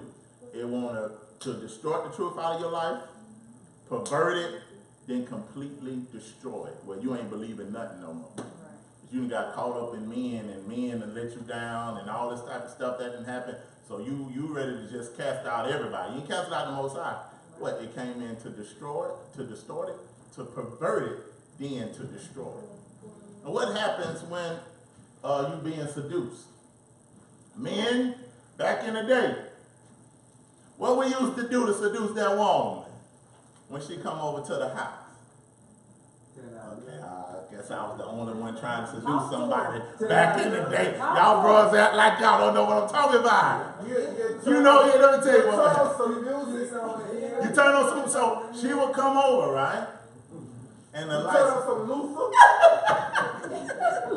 Yeah, some Teddy. The lights already dim low. So when she come in, you already got the present set. Lights low, you got Luther playing, or in my day we had Kelly playing. I don't see nothing wrong. I don't see nothing wrong. My mind telling me no, but my body. And got out the spirit. Oh, my mind went so well. Come back, mind. So you seducing that woman. You playing the music, right? Y'all supposed to be watching TV, watching your little show. You go over there and sit by her, put your arm around her. You got some nice smelling cologne, so every time you move, you put it behind your ears. Because when you turn your head, she can smell it. She get whipped. Oh, he smells so good. Oh, my goodness. He smells so good. You did some push-ups before she came over there, get that chest right. When she grabbed that arm, she could feel that thing throbbing. Yeah, you seducing her. And then I did this, y'all. And you have the TV kind of loud, so you can whisper in the ear and tell her what you're trying to tell her. So you do that. So the whole thing, you're trying to entice her. And so it's a setup. And single folks, man, single folks, time you go to their house and you see them right down low, oh, you know what, bro, I don't think I can come up in here because I already know what's going to happen. You know what I'm talking about? If you know you used to have that itch back in the day, y'all know what that itch is. When you want it, and you know you can, I'm just going to be real, whatever. You know what I'm saying? One thing about sin, when you don't position yourself to sin, you won't. Come on, thank you so strong. All sins happen with the position. Come on now. Now, if you set yourself in the position, come on now. You think you can control your flesh? Is real. The flesh is powerful. It talks to you. It talks to you. It do. Yes, it do. Don't play with it. Every man, all these men in the Bible have failed. Notice that all the other sins, one sin they tell you to run from. Which one that is? Fornicate. Flee. Run. That thing get a hook in you. And you're like, oh my goodness. I want to do right most high, but oh my goodness, I got a hook. You see what I'm saying? Brothers, when y'all get into ministry like we doing traveling, I don't never gonna know it by myself. My dad told me this. Either I got my wife with me, or I got my brother Josh. Man here don't take no engagements by ourselves. Because what? We got accountability department. Because them women gonna approach you different when your wife ain't with you. Yes. Them strange women. They're gonna approach you different. Oh my God, I just love your teaching. You just teach so good. I tune in every time. Oh my goodness, it just does something to me. Oh, can I just hug you? Oh my God. You better have somebody with you. And keep it accountable, because there's always a setup. Me and Josh are always watching each other. Bro. That's the devil right there. That's the, you see the devil. House of turn in her lips and in her hips. Yeah, I'm not looking at you. That's right. Because what? I want to keep a legacy of not falling. I'm serious about that, man. I don't care how good you look. Come on. I'm way past all that. I'm done about that. Wait, man, my wife got now without an intellect and our spirit is one. You think I'm gonna mess that up for some pleasure? You know what I'm saying? Say that. No. I got what? I got more control, and the control that I don't got, I got my brothers of accountability. You see what I'm saying? I'm one that's real. If anything ever happened with me, I'm gonna sit down a while. Let somebody else start teaching. I ain't going on. We already got stuff set up even here and trying to set up different places where things will continue on and they ain't dependent upon one man. But I try to live my life because I want to do what? I want to project generational integrity. Yes. I want my son to be able to get this too, that it passed down the bloodline. Yes. You understand what I'm saying? I ain't just talking. I'm serious about this. Amen. So I'm careful with everything I do. Whoever come by here, oh, thank you for, yeah, I appreciate it. It's all the Most High. I ain't got nothing to do with my teeth. It's all the Most High. Thank you. Don't do all that on my arm when you hug me. Y'all you see, I hug everybody like this right here. You get the hugging phone like this. Oh! Y'all come get your boy. You ever see your boy hug a female like that right now? Oh, goodness. If my wife around, she gonna bust my head, though. That little woman, that crazy guy. That little woman don't play by me, though. She don't play by me. I got all off the lesson. What are we talking about? Oh, seduction. So you have to know what's going on because your mind don't do this to you. When you're fearful about something, it's going to try to seduce you into making a decision out of fear rather than faith. So it's going to give you everything. That's why it'll give you, you know, even in your marriages with your friends, I'll give you, but ain't no hope. That's done. She ain't going to never care about you. She ain't going to never do this, this, and that. Now, it comes a different when the Most High, when he's causing something to happen. But sometimes, man, you can't allow what's in front of you to dictate where you're making a permanent decision about a temporary problem. That's it's right. temporary right here. You see what I'm saying? All right, so we almost finished. Everybody understand that seducing. Same thing happened with Eve, right? In the midst of the garden. She was looking at that tree, and it says in the scriptures, when Eve saw that the tree was good and good for fruit, she did what? She ate of it. Can't you give things the ability when you consent with it? As long as it's in your head and you're thinking about it, you're okay. But when you agree with it, that's permission for it to interact in your life. You understand what I'm saying? So we're going to always have thoughts. And some of these thoughts going to be playing on in our head, and we got the opportunity to reject it. But once you say, you know what, thought, you're right. That's exactly right. And then what? The feelings and emotions come to fuel that thought. Because you can't feel what you can't think. Everything comes from a thought process. So if I can control my thoughts, then I can control my feelings. Because I can't control my feelings once they have become emotionally attached or tied to someone. But if I can control my thinking patterns, then I can control my feelings. That's right. So every thought I'm bringing into what? Captivity. Because I'm beginning to look at how I think rather than doing stuff. So that's the whole point of the Sabbath. The Sabbath, you're supposed to do what? Rest your spirit, your soul, and your body. How do you rest your spirit? You rest your spirit through meditation and reading of the Word. How do you rest your soul? You rest your soul by slowing down your thinking. So all through the week, you like this, you like this, you like this, making decisions, doing this, emotionally tired. You high, you low, you high, you low. Most of your soul needs rest. So on this day, I want you to rest your soul. I want you to calm down and begin to just think on what you've been thinking about. Think about your emotions and allow me to feel all of that. And also your body also too. So 3 levels of rest: spirit, soul, and body. Slow down, everybody. Slow down. All right, so we're going to hit these last few scriptures to let you see what the Most High feel about them. Is this helping anybody? Yeah. Watch your thoughts. Good teaching. I'm trying to get fear out of you because there's going to be some trying days that might come up ahead of us. But we know who on our side, right? Psalms 37, verse 12. Watch this. I love this scripture here. Y'all write this down. Psalms 37. The wicked plotteth against the just. Is that what happened? We just showed you they plots, they schemes. They got way more than that. The wicked plot against the just and gnash upon them with his teeth. What is YAH doing? He said he laughed at them. For he seeth that their day is coming. The wicked have drawn out their sword and have bent their bow to cast down the poor and the needy, to slay of them that be of upright conversation. Their conversation is lifestyle. Their sword shall enter to where? Their own heart, and their bow shall be what? Broken. So all them coffers and stuff they set up can be setting up for themselves. Come on now. You think you look at the council of y'all. Y'all setting up all this stuff for y'all to fall into. You see what I'm saying?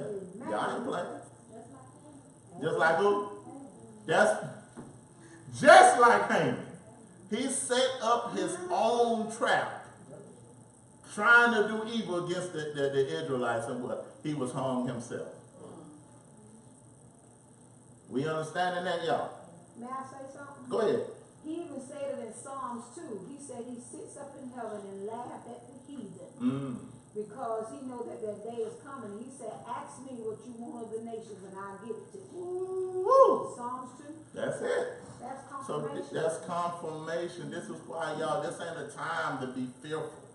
It's the time to be developing your faith in y'all. You're going to keep hearing stuff to develop your faith. I'm going to give you these weapons of prophecy real quick to show you that the Most High is setting them up. See, I'm going to have mercy. And then we're going to end on Psalms 91. All right, I'm going to read this fast now. Isaiah 54:16. We're talking about weapons that they are creating that the Most High going to use on them. Isaiah 54:16. Then go to Isaiah 9:5. Write that one down. And then Zechariah 14:12. If you want this presentation, email me and I'll send it to you. Isaiah 54:16, Isaiah 9:5, and Zechariah 14:12. They said no weapons for their own demise. You got to be crazy if you think you can fight the Most High. Isaiah 54:16. Y'all ready? Yes. Behold, I have created the smith that bloweth the coals in the fire, and to bring forth an instrument for his work. So back in those times, what was the smith doing? He was creating what? Weapons through fire, beating up sword, all the weapons of war he was creating, right? I have created the waster to destroy. So we're going to look at this spiritually, right? What type of instruments that the modern day smiths are making? Now back then they was making swords. But what about the modern day smith, blacksmiths?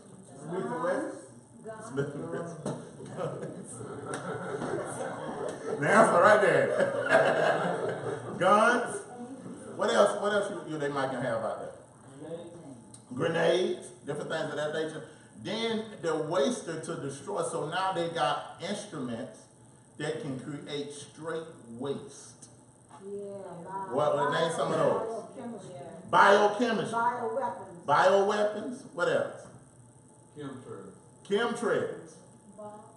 Bombs. They even got weapons that are DNA specific. Yep. That they can pass through a crowd and get a certain person's DNA.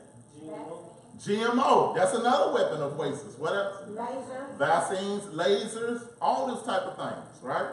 Weapons of what? Mass destruction, or that they are building, but they don't know the Most High going to use it on them.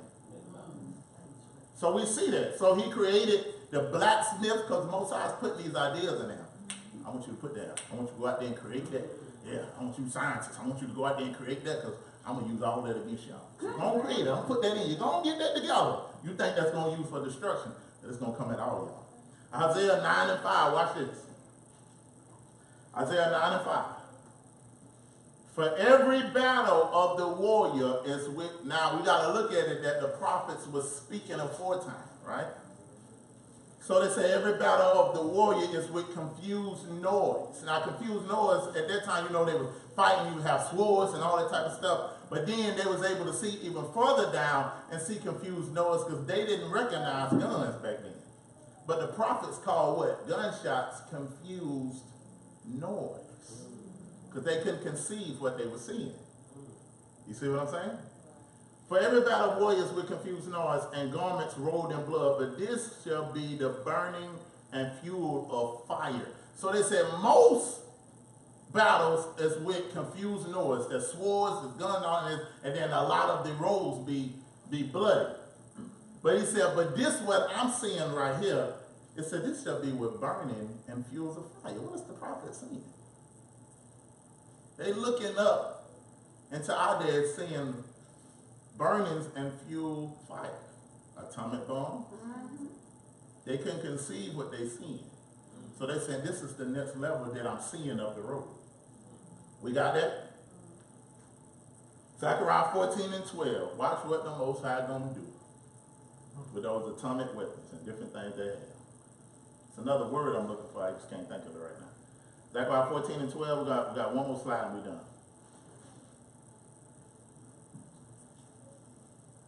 Say hallelujah when you have it. Hallelujah. This shall be the plague wherewith YAH will smite all the people that have fallen against who? Against who? Jerusalem. So is Jerusalem just a place? It's a people too. It's a nation. Watch what he said. This shall be the plague, the people that have came against Jerusalem. Watch this here. They flesh shall consume away while they're standing on their feet. And their eyes shall consume away in their holes, and their tongue shall consume away in their mouth. Sound like a separation. Yes, sir.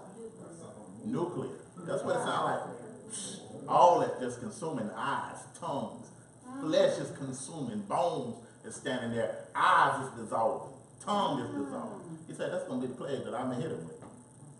Go ahead, sis. You're right. You're exactly right. Exactly right. So this is why y'all, we ain't got nothing. Let them create whatever they're going to create. Go ahead. Okay, the next big thing, what I'm doing. I'm sitting back in the bleachers with my popcorn. Just waiting, because I know the Most High coming. And when the game over, I'm going to Jerusalem. You feel what I'm saying? So we ain't afraid of nothing. And watch what he said. This is why we ain't got to be afraid. Psalms 27. He going to do something. He going to hide us. When all this trouble is happening, y'all don't be afraid. He going to hide us. He going to take care of it. Quit trying to figure out how he going to do it, though. That's right. I don't know. Don't ask me how he going to hide.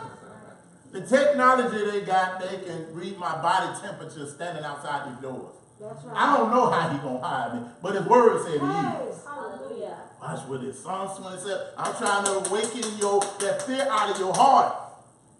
Psalms 27 verse 5. Psalms 27 verse 5 and 6. For in the time of trouble, he shall what? Hide me. He shall what? Hide Me and my family. In the time of trouble, in his pavilion. And in the secret of his tabernacle shall he hide me, and he shall set me up upon a rock. And now shall my head be lifted up above my enemies round about me. Therefore I will offer in his tabernacle sacrifices of joy, and will sing, and yet I will sing praises. I'm singing praises now. Yeah. Because I know what he's going to do in the future. This is why, man, you can't be no gangster for the Most High. When it's time to praise him, you hard and stuff like that. You ain't know the beat, the drop. You know what I'm saying? You ain't going to beat up. Y'all better get together. Y'all better lift them hands. Come on now. And give it to the Most High. I tell you now, the Most High, hey, you ain't going to be doing this. We're in the kingdom. It says what? The 24 elders, what? They cast their crowns bowing before him. You see what I'm saying? They giving him praise. So we are giving him praise now, because I truly believe this, that as time comes, he's going to be dealing with all of us in dreams. It's already happened. He's dealing with all our dreams starting to line up and be the same. Yeah, I seen that too. And then they starting to build off each other. Man, Josh was talking about, I had a dream 6 years ago that's connected completely to now, that's completely attached to his dream and gave us direction. I was just like, that's crazy. Awesome. So that's what I'm saying. Yeah. That's right. He needs us. So he needs everybody. He needs sisters, man. The way y'all can get intimate, Mr. Wordside, with the Most High, he give y'all words, give y'all understanding, man. We need that. We don't need you sitting there being quiet. What did he say? All right. What? What did he say? This is survival. You know what I'm saying? So that's why that is important. We need everybody. Now, this is another thing that I truly believe will start happening. Because the Most High ain't going to let one man do all this. He ain't going to let no one man just sit there and like how Moshe was, because we got too many crazy ones around here. Like, no, he ain't said that. I ain't following. That ain't what he said. But I believe that we're going to start back, because it talks about how the Malach of the angels is going to come and begin to gather us. I truly believe even times like this, we're going to have angelic beings just appear and say, this is what y'all need to do. Boom, boom, boom, boom, boom. And he gone. Don't be afraid of that now.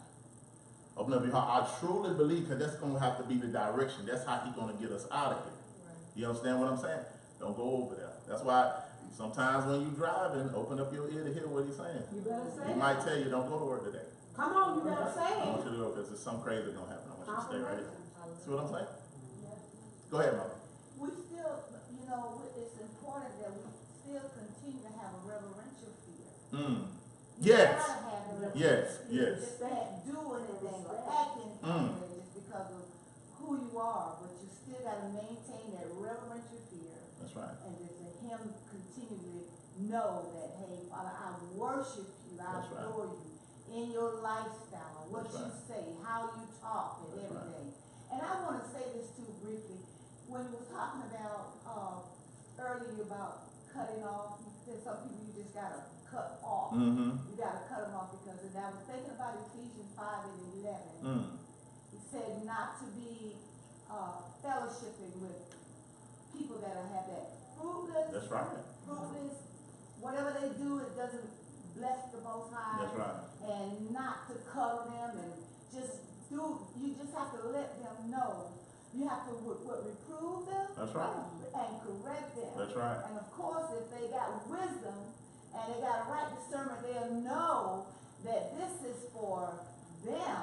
That's right. To get it right. That's right. And stop walking a certain way. That's right. And so we can't get upset if they don't receive it, but we have to do our part because the blood will be on our hands. Exactly. You know something's going on and you won't say nothing. Exactly. That looks like you're in agreement with them. Exactly. And you're not in agreement with them. That is so true. That is so true. We got to have that reverence of fear with the Most High, but we ain't doing anything in front of them. We got to, and if especially if you with somebody, under somebody that's just doing crazy and doing all type of crazy, I'm gonna tell you, man, like the scriptures say that him that is unjust, let him remain unjust still. Him that is wicked, let him be wicked still. That's where the Most High is at. If it's time to separate, I'm gone. I'm getting away from you. I'm not gonna be around you. It's time to get, I'm telling you. So we got to have that fear because the fear of the Most High is the beginning of wisdom, the beginning of knowledge. Go ahead. Go ahead. I was thinking about Ananias and Sapphira. And we know what happened to them. That's right. Shalom, family. Yes, ma'am. Yes, ma'am. And that time coming back. That time coming back. Now I'm telling you, boy, the ones that we saying we Israelites, and a lot of these Israelites that's playing and just fooling with folks and using their knowledge to mess with the women and all this type of stuff that is happening, women leading rebellions against men, all this stuff, you're going to start seeing stuff happen. It's real. You're going to start seeing, like I was talking about earlier, people losing their minds, some people dropping dead, some different things, calamities happening, because the Most High ain't going to let you to bring shame upon his awakening. Amen. So what, I'm telling you. All right, so we're going to read this last scripture. Yeah, we're going to read this last scripture. Psalms 91. I'm going to give y'all these other scriptures, just write them down. Write down Psalms 37, 19, and 20. This is letting us know that even during famine, during a drought, the drought, it promised that he's going to take care of us. So Psalms 37 and 19 through 20. Job 5 through 20. Talking about how in famine he would redeem us from death and the battle of the stroke of sword. Psalms 33 and 19. Also famine scriptures. And Psalms 37 and 25. Saying I've been young and now I'm old, never have I seen the righteous forsaken nor seed begging bread. Let's get Psalms 91, and then we're gonna close out. Psalms 91, we'll close out on Matthew 10 and 28. Y'all ready? Y'all good? Do I need to read those again? Yes. All right. So the famine scriptures is Psalms 37, 19 through 20. Also Psalms 37 and 25. Job 5 and 20. And Psalms 33 and 19.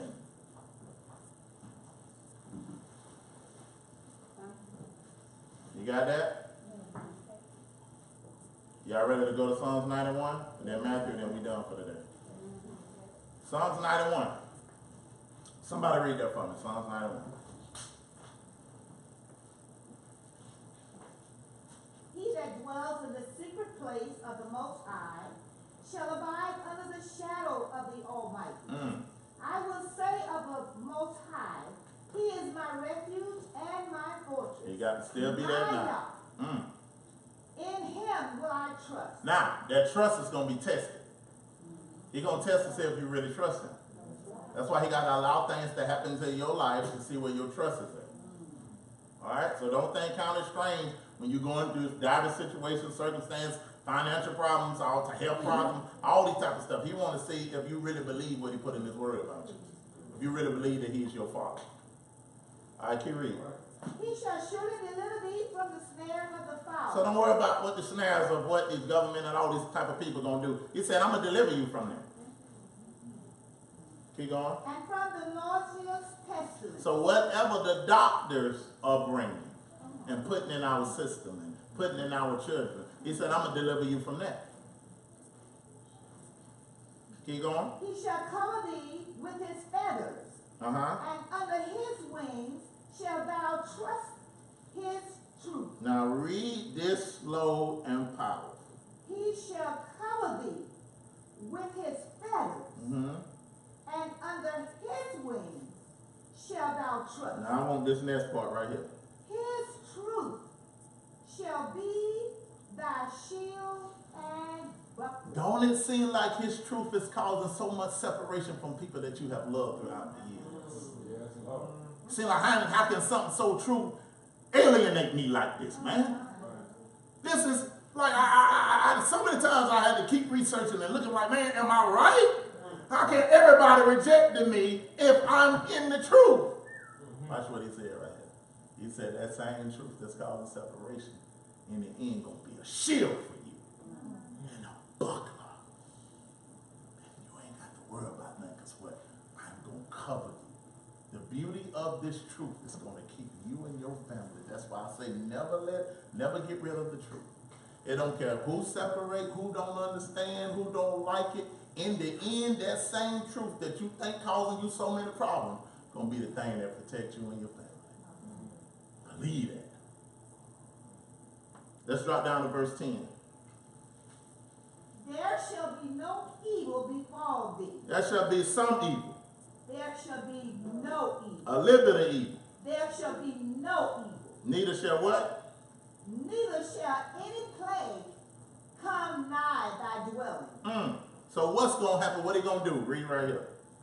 For he shall give his angels charge over thee, to keep thee in all thy ways. Them angels going to protect you and keep. I know we got angels around us that have been protected. You don't know what could have happened on your way here that an angel stepped in and say, no, not today. Come on now. And make sure they're good.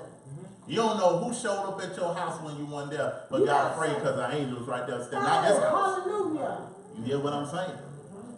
When you understand the revelation that's been revealed that I have something protecting me, how can I be afraid now? I got a soldier right here that's protecting me and what? And my family. You hear what I'm saying? Keep reading. Well, what they gonna do? They shall bear thee up in their hands, lest thou dash my foot against a stone. So he gonna make sure your foot don't even hit a stone. I'm a bear. Oh, no, I got him, y'all. I got him. I ain't gotta worry about that. Because what? You in covenant now.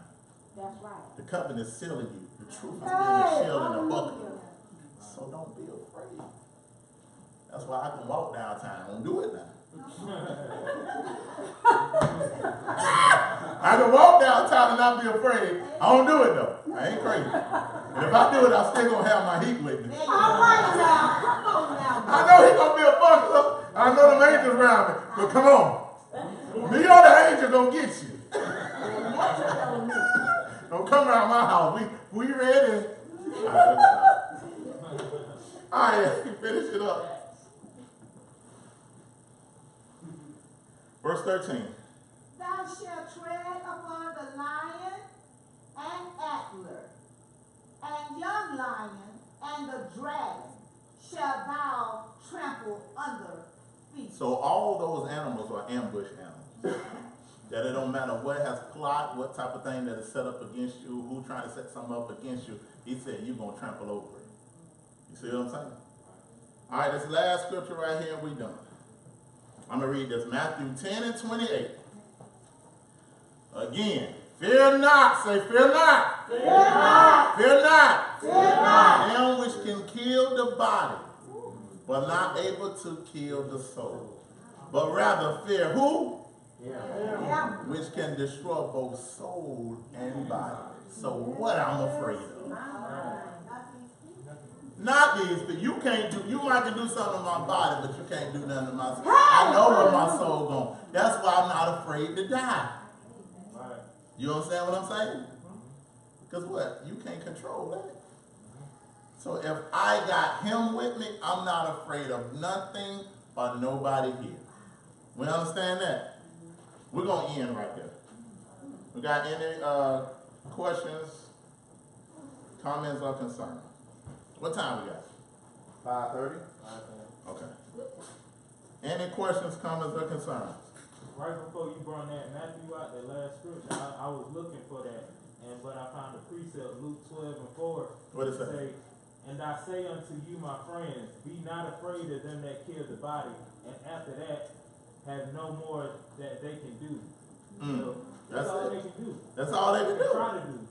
And when you know the next life is eternal in the kingdom, I'm not afraid of this. Not saying they ain't gonna have no sorrow. Not saying it ain't a thing to be afraid of, because losing your life is scary. Right. But we can't let it control us.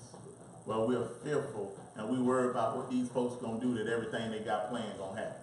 But that ain't true.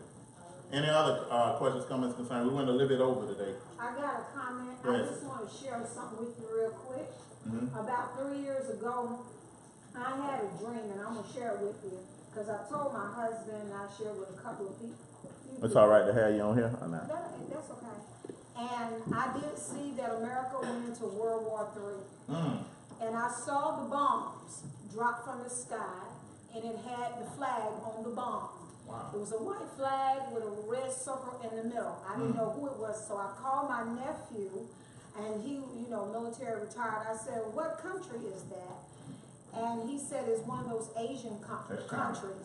But I saw when it hit the soil of American soil, it hit one over there and one over there. I saw the red digital numbers, and it had a countdown on it. The countdown of the numbers, when it's gonna take the explosion.